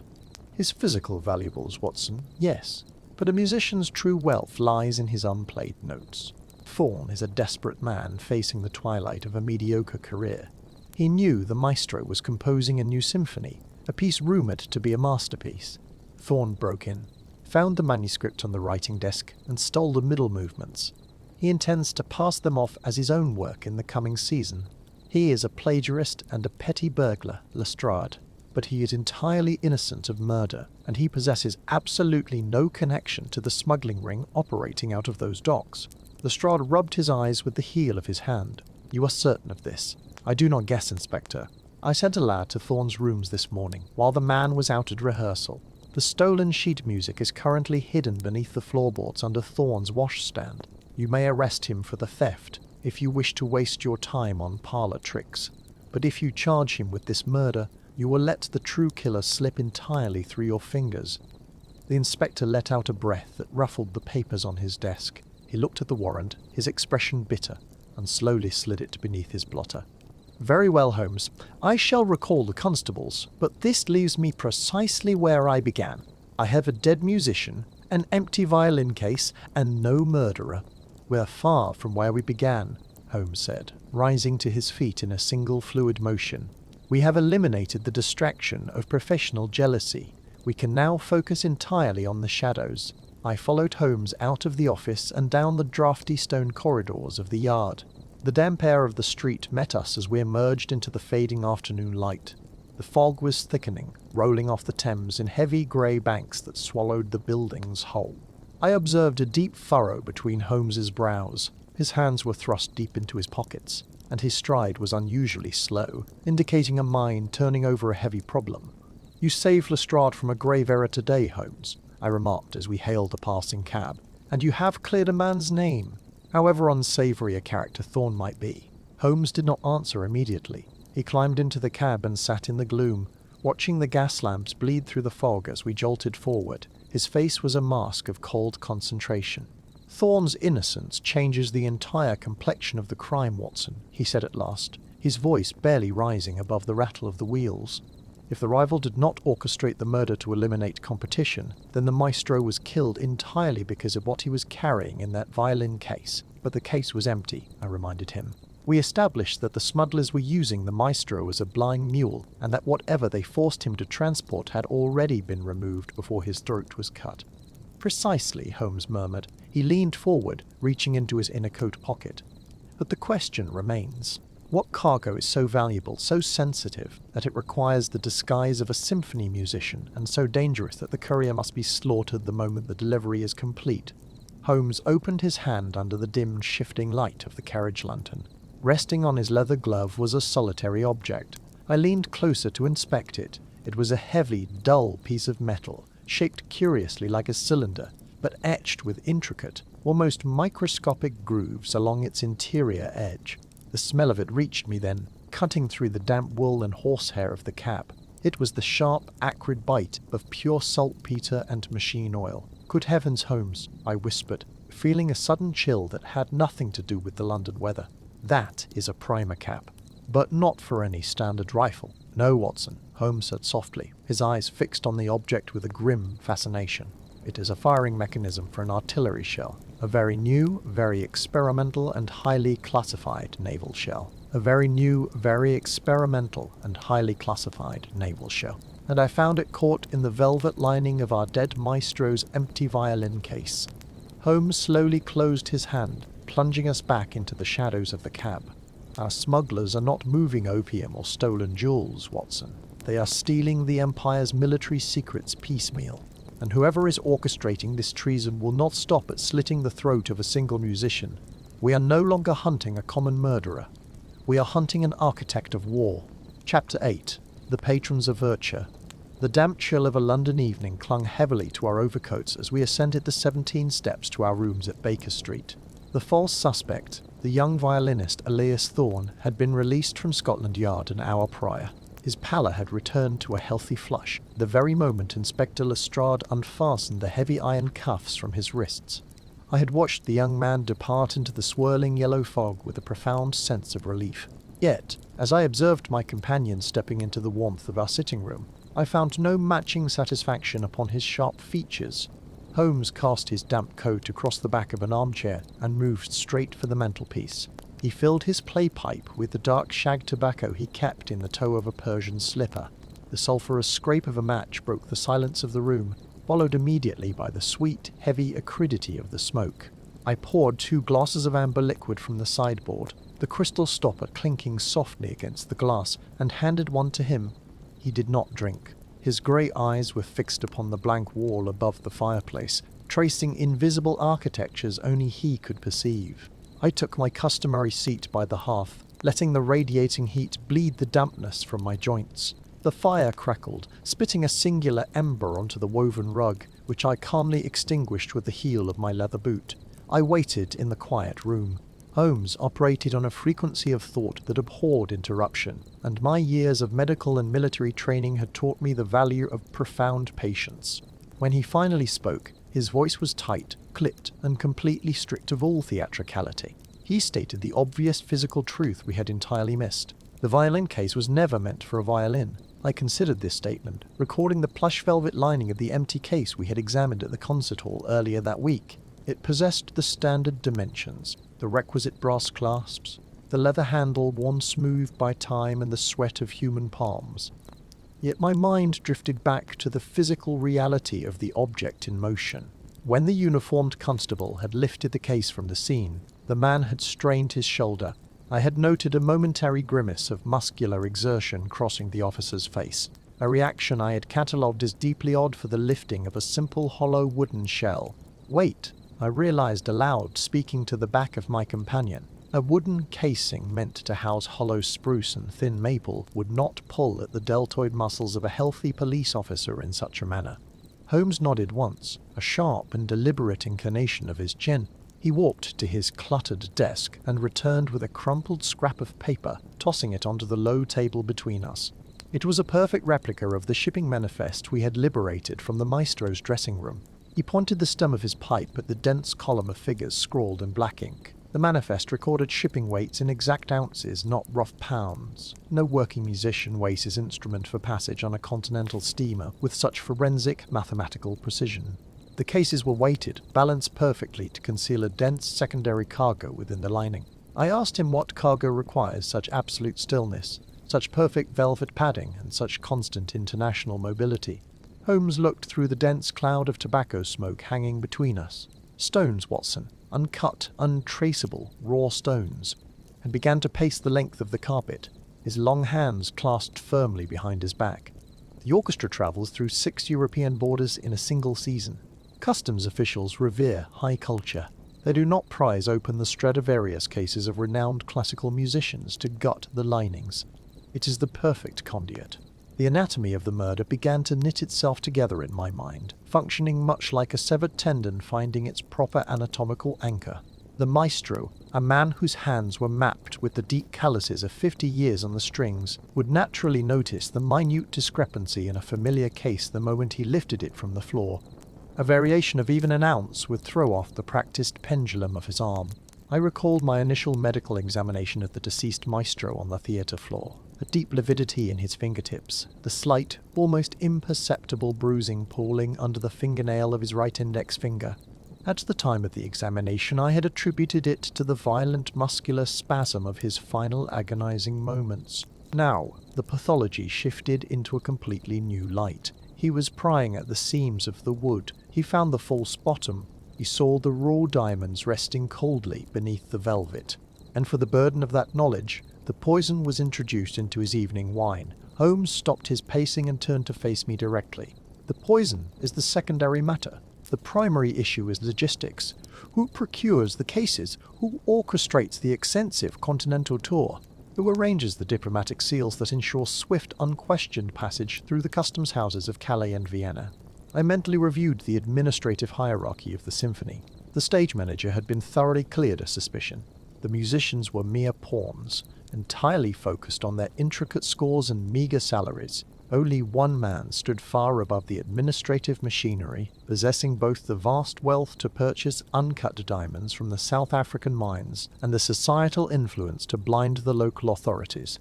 Lord Harrington, I said, the name leaving an exceptionally unpleasant taste on my tongue. The wealthy patron. The man who funded the entire European tour from the deep coffers of his inherited estate. Holmes approached the window and drew back the heavy curtain a fraction of an inch, peering out into the swirling, impenetrable fog of the London street. Harrington owns vast shipping lanes out of Cape Town. He sits securely on the board of the Continental Rail Company. He possesses every required mechanism to move illicit wealth across the globe, except a blind courier. The orchestra provided the perfect camouflage. Art masking supreme avarice. I stood up from my chair, leaving my glass untouched on the mantel beside the clock. It perfectly explained Harrington's extreme insistence on handling the travel logistics personally. I recalled his arrogant, dismissive demeanour during our initial interview in his lavish Belgravia drawing room. His posture had been impeccably rigid, the stance of a man long accustomed to absolute control over his environment. Yet, I had noted a distinct, rapid tremor in his left eyelid when Holmes inquired casually about the missing instrument. It was a localized nervous tic that thoroughly betrayed the practiced, aristocratic stillness of his body. He knew the maestro had found the stones. He arranged the eternal silence before the musician could alert the proper authorities. Holmes released the curtain, allowing the heavy fabric to fall back into place, sealing us securely within the warm, isolated glow of the gaslight. He walked to the chemical bench, positioned in the far corner of the room, a chaotic assemblage of glass retorts, iron Bunsen burners, and stained porcelain dishes. He picked up a small glass vial containing a dark, viscous fluid, the dregs collected from the maestro's shattered wine glass. I stepped closer, observing the liquid with a medical eye. It possessed an oily sheen, a distinct viscosity that clung tenaciously to the glass when Holmes tilted the small vial. A derivative of aconite, perhaps, I suggested, recalling the terrifyingly rapid onset of the maestro's asphyxiation. The profound muscular rigidity I had observed in the corpse, the severe contraction of the facial muscles into a ghastly grin, spoke of a fast-acting, deeply efficient neurotoxin. Holmes held the small vial up to the hissing gas lamp. Too refined for raw aconite. This is an extracted alkaloid, distilled with a chemical precision that speaks of significant funding and access to private, well-equipped laboratories. Not the clumsy weapon of a disgruntled stagehand or a jealous, impoverished violinist. This is a gentleman's poison, exorbitantly expensive, entirely untraceable, and devastatingly swift. Harrington would not soil his own manicured hands with the physical administering of the dose, of course. He would employ a ruthless professional. but the dark mandate, the explicit order of execution, originated from the plush velvet chairs of his private gentleman's club. I considered the vast, sickening disparity between the soaring beauty of the music the orchestra produced and the ugly, cold, mechanical nature of the crime operating within its shadows. It was a juxtaposition deeply offended the moral senses. There remains one glaring absence in this grand architecture of crime, I noted, walking slowly back toward the warmth of the fire. The case itself. The maestro was killed, yes, but the specific violin case that contained the smuggled diamonds has completely vanished from the theatre. If Harrington had his operative silenced the maestro, why not simply secure the hidden stones and allow the musical tour to continue unhindered? Holmes leaned against the heavy oak bench, his grey eyes gleaming with the dangerous, restless light that always accompanied the final, predatory stages of a hunt. Because the maestro was not merely observant, he was deeply cautious.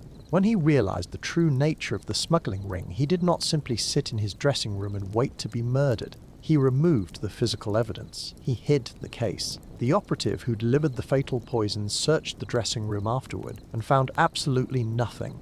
That is exactly why the theatre was found in such a state of violent disarray. It was never robbery. It was a frantic, desperate search for a king's ransom in raw diamonds. The situation came into sharp, undeniable focus. Lord Harrington was not sitting comfortably in his Belgravia mansion, secure in his vast criminal empire. He was a desperate man facing imminent financial ruin and total public exposure. A fortune in illicit stones was hidden somewhere within the sprawling, cavernous labyrinth of the concert hall or the maestro's private lodgings, and he had absolutely no idea where. He is bleeding, Watson. He has silenced the only man on earth who knows the exact location of the diamonds, and in doing so, he has entirely blinded himself. I felt a sudden, sharp surge of anticipation beneath my ribs. He will have to search again. He cannot simply abandon the stones, nor can he trust a hired London thief to recover such a vast sum without absconding into the night. He will have to enter the fray himself. Holmes began to pace again, his steps measuring the worn pattern of the carpet with mathematical precision. We must manipulate his growing desperation. We must give him a phantom to chase through the fog. If he believes the police have recovered a heavy locked violin case and are currently holding it in the evidence room at Scotland Yard, his aristocratic composure will entirely fracture. He will be forced to act, to use his immense influence to requisition the item, or to send his most trusted men to break the iron lock. We will weave a fiction, Watson. A carefully constructed rumour planted in the right ear at the Diogenes Club. My brother Mycroft will be most helpful in facilitating this deception. A single whisper in the quiet reading room that Lestrade has secured a peculiar, velvet-lined case weighing far more than hollow wood should. The sheer brilliance of the strategy was undeniable. Harrington, so accustomed to controlling the narrative from far above, would suddenly find himself reacting wildly to a threat he could not manage through legitimate channels. Yet a cold, sharp sliver of unease worked its way deep into my chest. A cornered predator is infinitely more dangerous than a hunting one. Harrington had already demonstrated a complete, chilling disregard for human life. If he felt the invisible noose tightening around his neck, he would not hesitate for a fraction of a second to order further violence to secure his escape and his fortune. I voiced my grave concern to Holmes. We are inviting a desperate, heavily resourced man to strike out. He will not send a common thief to breach Scotland Yard. He will target the source of his anxiety. He will target us. Holmes did not reply immediately. He walked back to his cluttered desk and opened a small wooden humidor, not to retrieve a cigar, but to withdraw a folded piece of heavy cream-coloured vellum. He held it carefully between his long, pale fingers, the smooth surface catching the flicker of the gaslight. He extended his arm, offering the folded paper to me. I took it, noting the immediate tactile sensation of exorbitantly expensive stationery, the specific kind heavily favoured by the aristocracy. It was a single, thick sheet, completely unmarked by any postal stamp or directional address. I unfolded the heavy paper. The handwriting was sharp, elegant, and aggressively pressed into the page, leaving deep, permanent grooves in the paper fibres. I read the few words inscribed there, the medical vocabulary in my mind abruptly halting as the sheer weight of the threat materialized before my eyes. The message was singular. It stated simply that curious men who look too deeply into empty wooden boxes often find themselves occupying one permanently. I looked up from the heavy paper to Holmes, the silence of our sitting room suddenly feeling incredibly heavy and deeply suffocating. He met my gaze with an expression of grim, absolute certainty. "The question is not whether he will strike, Watson," Holmes said quietly, his voice barely rising above the hiss of the gaslight. "The question is how long the assassin has been waiting in our stairwell." Chapter 9. A Symphony of Dungeon. The atmosphere within the cavernous library of Lord Harrington was stifling. It was a room designed specifically for intimidation, panelled from floor to ceiling in dark, heavy mahogany, and lined with thousands of leather-bound volumes that seemed to absorb the sparse, flickering light of the solitary gas lamp. The air held the dry, metallic scent of cold ashes from the hearth, mingling intimately with the heavy, cloying aroma of stale cigar smoke and old paper. I sat in a high-back leather wing chair near the window, my fingers resting lightly against the cold steel of my revolver concealed within the deep pocket of my overcoat. Across the room, Inspector Lestrade stood rigid against the heavy velvet curtains, his jaw set and his breathing shallow and deliberate. Sherlock Holmes occupied the centre of the sprawling Persian rug. He did not pace. He stood perfectly still, his chin resting upon his steepled fingers, his keen grey eyes fixed unblinking upon the heavy oak doors. We had arranged the pieces of our snare precisely, and now we merely awaited the quarry. The house was utterly silent, save for the rhythmic, hollow ticking of a great-grandfather clock standing in the corridor beyond. I observed my friend closely in the dim light. There was a familiar tautness to his lean frame, a coiled, dangerous energy that always preceded his final revelations. Tension, I have long observed in our investigations, is rarely built through sudden action or loud declarations. True tension is constructed entirely through absence. It is found in what the suspect does not say, in the mechanical actions a body fails to perform, in the empty spaces where evidence ought to reside. Tonight, the empty space was a hollow vessel of leather and velvet, a musical case stripped of its music. Holmes had spoken little during our ride in the hansom from Baker Street, merely instructing Lestrade to issue the forged telegraph that had drawn our aristocratic host back to his London estate in the dead of night. The distant clatter of carriage wheels against the cobblestones outside finally broke the immense stillness. A door opened far below us, followed swiftly by the muffled sound of a heavy tread upon the carpeted stairs. The footsteps were rapid, possessing an irregular, stumbling cadence that spoke eloquently of extreme agitation. The heavy brass handle of the library door turned with a sharp, echoing click. Lord Harrington stepped over the threshold and halted abruptly. I watched his immediate physiological response with the clinical detachment of a medical man.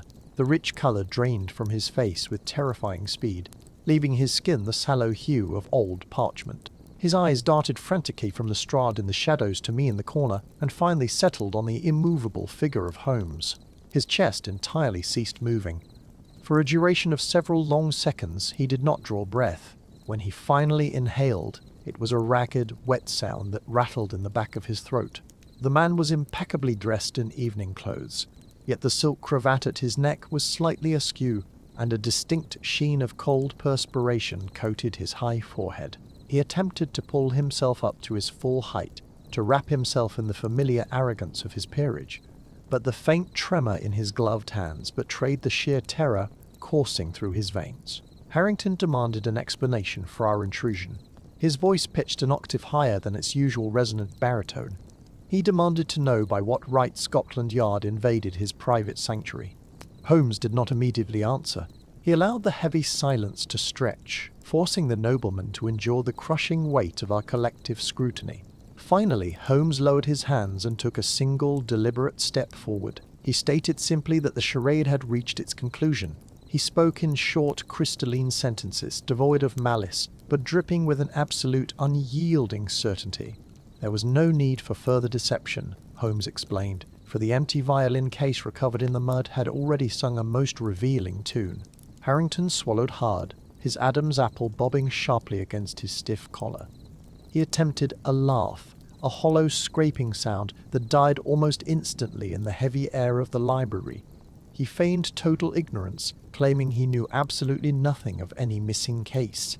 Holmes merely shook his head, a gesture of profound disappointment. He recounted the discovery of the battered leather case in the blind alley behind the concert hall.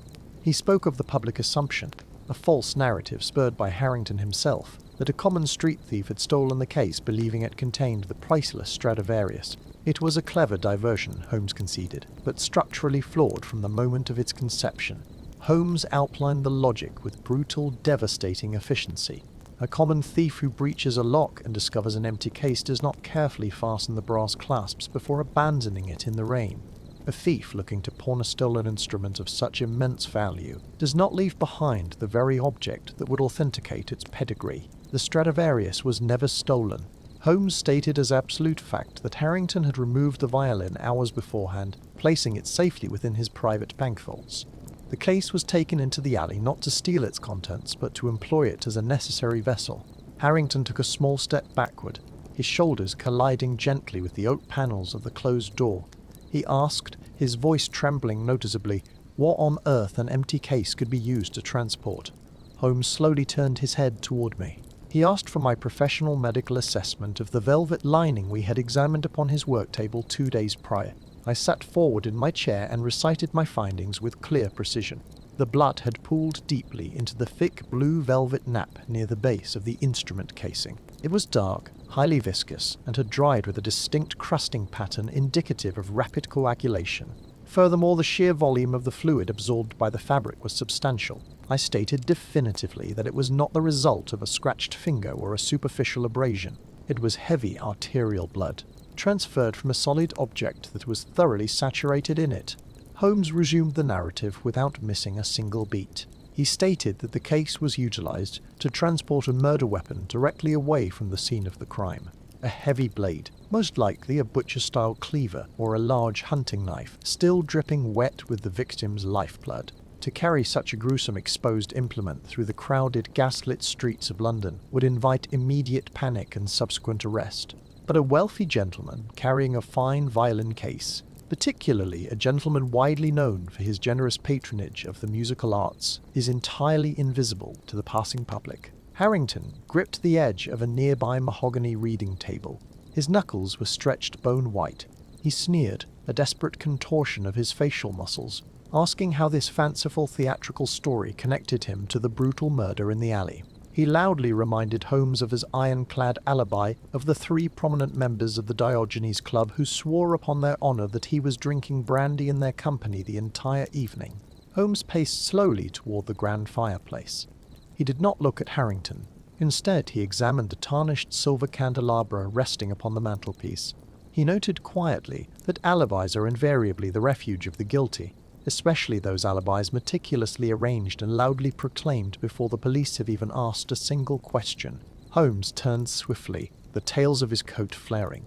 He described the exact soil composition of the muddy riverbank where the victim's body had ultimately been discovered. It was a highly specific geographic mixture of dense yellow clay and industrial coal ash. He reminded Harrington of the fine leather boots the lord had given to his valet to be violently scrubbed the morning after the murder.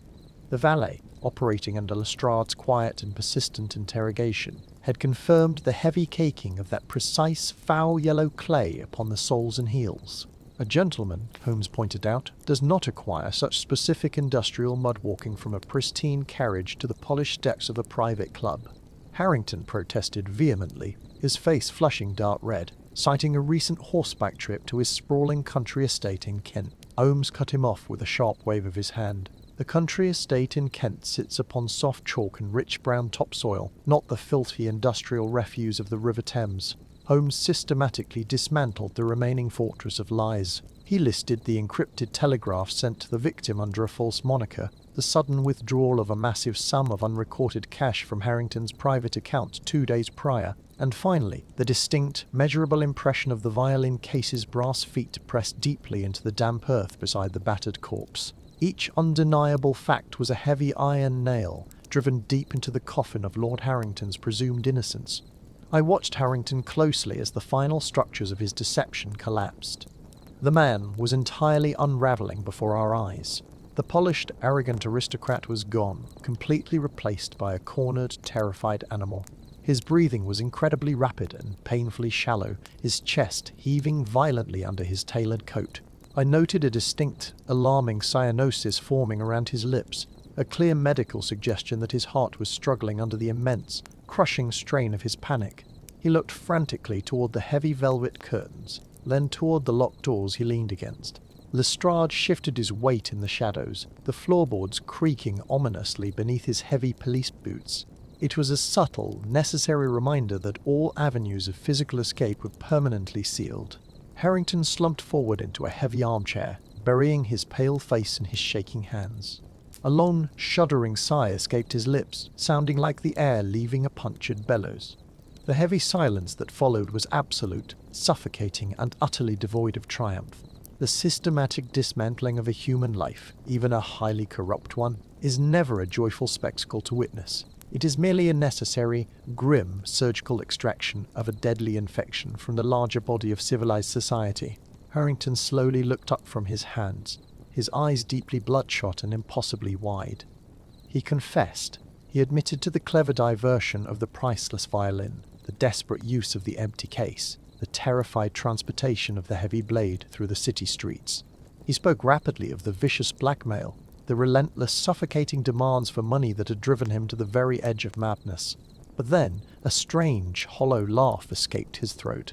It was not the laugh of a fully defeated man, but the sound of a man who suddenly realized a much larger, terrifying truth. He leaned forward in the armchair, pointing a trembling, accusatory finger directly at Holmes.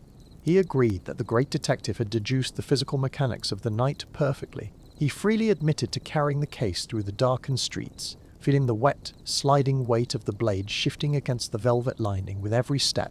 He admitted to burying the weapon in the mud where he believed no one would ever find it. But as his terrible smile widened, revealing his teeth stark against his pale face, a deep, unnatural chill crept slowly up my spine. He told Holmes that his magnificent symphony of deduction was completely missing its central movement. Harrington leaned closer, his voice dropping to a harsh whisper, and swore upon his very soul that while he had hidden the blade, he had absolutely not been the blade, he had absolutely not been the one to swing it. He slowly turned his head toward the dark ceiling above us, his eyes tracking something invisible. He asked Holmes if the true murderer was already gone, whose blood was currently dripping through the plaster and onto the floorboards of the study directly above our heads. Chapter 10. The Final Nudity. The earth of the Sussex churchyard yielded its secret with a reluctant sluggishness. It was a bitterly cold Tuesday morning when Inspector Lestrade and his men finally broke through the frost-hardened soil beneath the weeping ash tree. I stood beside Sherlock Holmes near the edge of the excavation, the collar of my heavy military ulster turned up against the biting wind. The smell of turned loam and decaying yew hung heavy in the damp air, a morbid perfume that clung to the wool of our coats. When the iron spades finally struck the wooden crate that had served as a makeshift coffin, the hollow thud resonated in the quiet morning like the final dreadful beat of a muffled drum. As a medical man, I have seen death in all its varied and terrible forms. I have witnessed the sudden violence of sun-baked battlefields in Afghanistan, and the slow wasting agony of the squalid cholera wards in London. Yet there was something uniquely pitiable in the contorted posture of the remains that were presently lifted from the earth and laid out upon the frozen grass. The skeleton was that of an elderly man, frail in life and fragile in death. I knelt beside the shallow trench to perform a preliminary examination, my fingers numb despite my leather gloves. The osteological evidence was immediate and undeniable. The unnatural curvature of the cervical vertebrae and the pronounced permanent asymmetry of the left clavicle spoke eloquently of a lifetime spent with a violin tucked tightly beneath the chin. The temporal bones, however, drew my closest clinical attention. They bore the subtle, devastating signs of chronic, untreated mastoiditis. It was a physical testament to the absolute, silent world the maestro had inhabited in his final years. The auditory canals were severely degraded. He had died in a vacuum devoid of sound, isolated entirely from the music he had spent his life creating. Yet his skeletal posture, the defensive raising of the radius and ulnar bones in the forearms, suggested a man who had been violently and unexpectedly silenced. He had not gone peacefully into the dark. We saw him buried 2 days later in a proper, consecrated grave at Highgate Cemetery. The ceremony was brief, efficient, and miserably sparsely attended. A persistent freezing drizzle coated the dark fabric of our overcoats and left the surrounding marble headstones slick and shining in the pale afternoon light. Besides Holmes and myself, the gathering consisted only of the local vicar, a solitary gravedigger leaning heavily upon his mud-caked shovel, and the maestro's estranged niece. She was a gaunt woman, whose pale complexion, trembling jaw, and red-rimmed eyes spoke more of sudden shock than of any profound, enduring grief. She stood slightly apart from us, clutching a damp lace handkerchief to her mouth, shivering violently in the damp cold until the final handful of wet earth was cast down onto the polished oak coffin. There was no music played to see him off. It seemed a profoundly cruel irony that a man whose singular genius had once commanded the grandest, most opulent concert halls of Vienna and Paris should go to his final rest, accompanied only by the wet, rhythmic scrape of a gravedigger's shovel and the distant, dreary rumble of omnibus carriages out on the Archway Road. As for the architect of this wretched misery, Arthur Harrington met the formidable machinery of British justice with the exact same cold and calculating precision he had applied to his crime. I attended the entirety of the trial at the Old Bailey, seated in the gallery and watching closely as the prosecution painstakingly laid bare the elaborate deception, the skillful forgery, and the brutal eventual murder. Throughout the proceedings, Harrington sat in the prisoner dock with a posture of perfect, unbroken rigidity. His face was a mask of pale, unyielding stone. His breathing was remarkably steady, his pulse visibly calm at the carotid artery. He offered no defense, no apology, and not a single word of explanation. When the presiding judge donned the black cap and pronounced the solemn sentence of death by hanging, Harrington merely nodded once. He reacted exactly as though he were confirming a complex mathematical equation he had already solved long ago in the privacy of his own mind. The secret he had murdered to obtain, the hidden financial ledger containing the coded extortion formulas of the rival banking syndicate, was successfully recovered by Lestrade. It had been wedged expertly into the false bottom of the maestro's silent violin case, entirely undetectable to the naked eye. The book was quietly absorbed into the secure vaults of Scotland Yard, a mundane, leather-bound catalogue of pure human greed that had cost a brilliant man his life. Arthur Harrington was executed in the cold, grey light of a November morning. I read the brief account in the newspaper. He walked to the gallows with steady steps, taking his unrepentant silence to the grave, a man who had fundamentally valued a numerical cipher far above the sanctity of a human soul. The transition from the bleak, unforgiving austerity of the London cemetery to the familiar, chaotic warmth of our sitting room at Baker Street provided a deeply necessary comfort to my chilled bones. Mrs. Hudson had thoughtfully kept the fire blazing high in the iron grate. The sharp scent of burning coal mixed pleasantly with the lingering, pungent aroma of Holmes's strong shag tobacco. The gas lamps hissed softly from the walls, casting long dancing shadows across the familiar room adorned with chemical apparatus, anatomical charts and stacks of criminal broadsheets. I sat down heavily in my worn armchair, feeling the damp chill slowly begin to leave my extremities, and poured myself a small but potent measure of French brandy. Holmes did not immediately join me by the warmth of the fire. He stood by the window, his tall ascetic frame silhouetted sharply against the encroaching London fog that pressed thick yellow and suffocating against the window glass. For a long, unbroken period, he did nothing but stare out into the swirling gloom, his hands clasped firmly behind his back, his breathing slow and intensely measured. Then, with a sudden fluid motion that belied his previous stillness, he turned away from the glass and went directly to his own violin case resting upon the settee. He withdrew the instrument, a magnificent Stradivarius, and tightened the horsehair bow with meticulous, practiced care. He tucked the polished wood beneath his chin, his long, pale, nervous fingers finding their exact positions on the fingerboard with a pure, instinctive grace. He began to play. It was not one of his usual erratic, fiercely brilliant improvisations, nor was it a classical piece by Mendelssohn or Paganini. It was a slow, deeply melancholic melody. Full of weeping strings and lingering, unresolved chords. The sounds swelled and diminished in the small confines of our sitting room, a haunting, beautiful requiem for a fellow musician who could not possibly hear it. I sat in silence, watching the orange firelight play across Holmes's sharp, hawkish features. His eyes were half closed, his expression typically unreadable, yet the precise timbre of the music conveyed a vast depth of sorrow and understanding that his spoken words rarely, if ever, permitted. He finally lowered the bow, The final, vibrating note seemed to hang suspended in the heavy air long after the physical friction of the strings had ceased.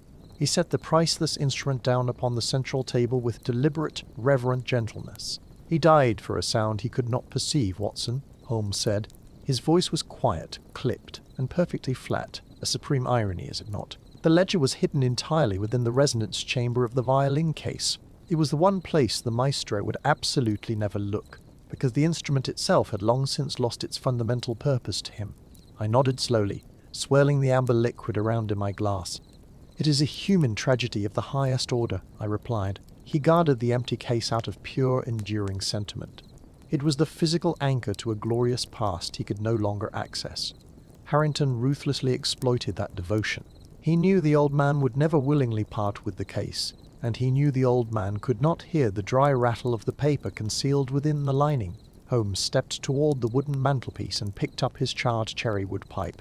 "Sentiment is a chemical defect found exclusively on the losing side of any serious equation," he stated coldly. He began packing the bowl with long, precise movements of his right thumb. Yet in this specific instance, it was sentiment that perfectly preserved the evidence of the crime. Harrington calculated everything except the enduring, irrational attachment of a broken man to the empty shell of his former glory. The murderer assumed the case was merely a utilitarian container. He utterly failed to understand.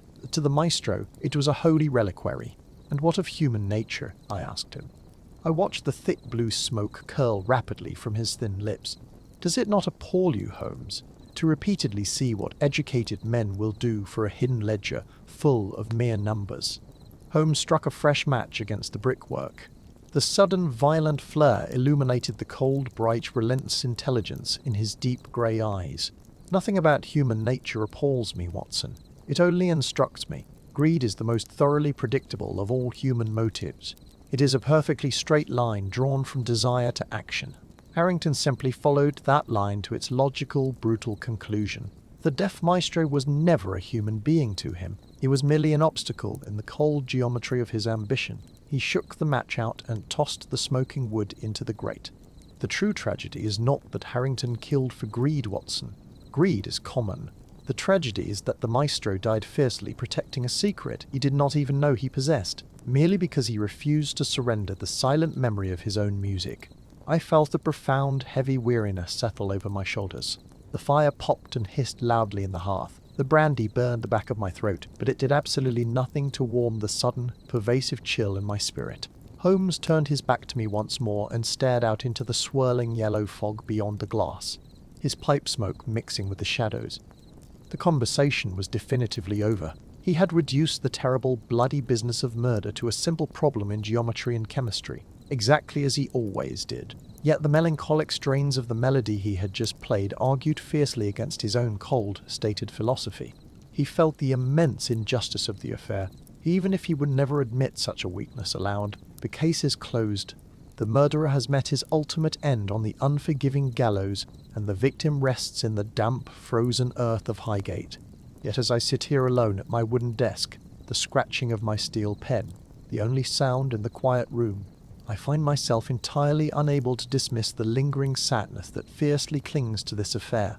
The scales of societal justice have been technically balanced by the courts, but true equilibrium remains forever elusive. A brilliant, unparalleled mind was extinguished, isolated in an absolute and terrifying silence, murdered for the hollow space inside a wooden box. On the table across from me rests the only artifact I kept from the police investigation. It is the Meister's tuning fork, forged of dull steel, slightly tarnished by age and extensive neglect. I struck it once against the hard edge of the desk just before I sat down to write. The metal vibrated fiercely between my fingers, alive with an invisible, frantic energy, yet it produced no sound that the old man would have ever been able to perceive. It sits there now on the green felt of my blotting pad, perfectly still, a silent witness to a magnificent song that is permanently finished.